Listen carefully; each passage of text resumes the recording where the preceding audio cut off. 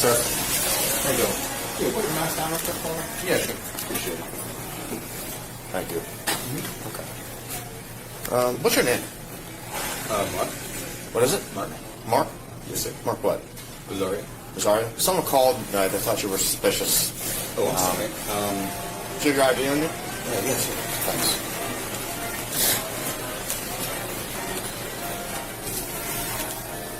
Probably should look like someone. You okay to? You want to run? Where are you from? Player 6, 2729 out of New Jersey.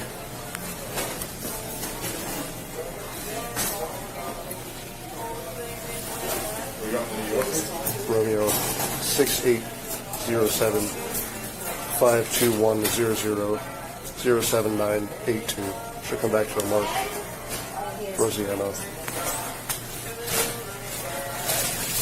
CBS News legal reporter Katrina Kaufman has been in the courtroom as she follows this case for us closely and joins us now to give us the scoop. Katrina, good morning again. Great to see you.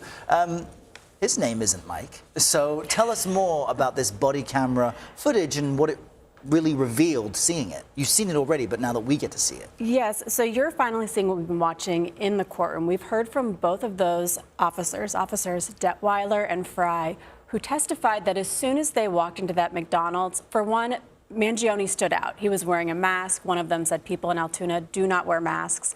As soon as he took that mask down, that officer Detweiler said he was sure that it was the shooter from New York that people had been looking for. They then got that ID from him.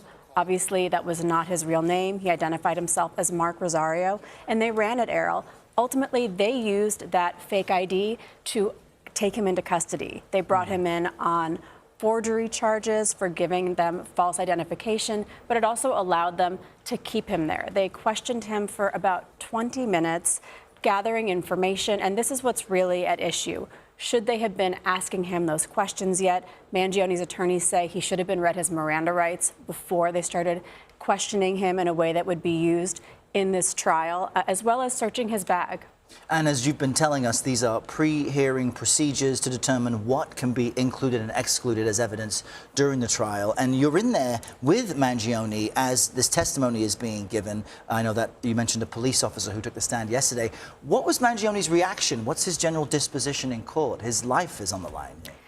Yesterday, there were some really notable moments. This officer appeared to have some animosity potentially towards Mangione. He made some very pointed comments. When he was asked what he knew about the killing of Brian Thompson that day, he called it a violent act of cowardice that targeted a defenseless human being. And he looked very pointedly at Luigi Mangione as he made that comment. This was an officer who was at the scene. He actually searched Mangione's bag. He's a canine officer.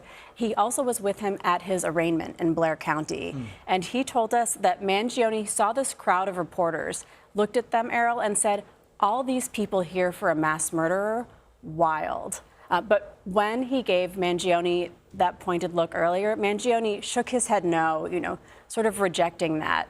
And there were a couple moments in court like that yesterday. Mangione seemed animated. He was having some conversations with his attorneys where he almost looked like he was trying to understand something. He was flipping through pages a lot yesterday, very engaged. He's always been watching this footage, but I'd say more than other days, he seemed very engaged yesterday. And no hearing today, maybe a hearing tomorrow, and then resumes next week. Yes, we're expecting this to continue into next week. All right, Katrina Kaufman, thank you so much. Thank you.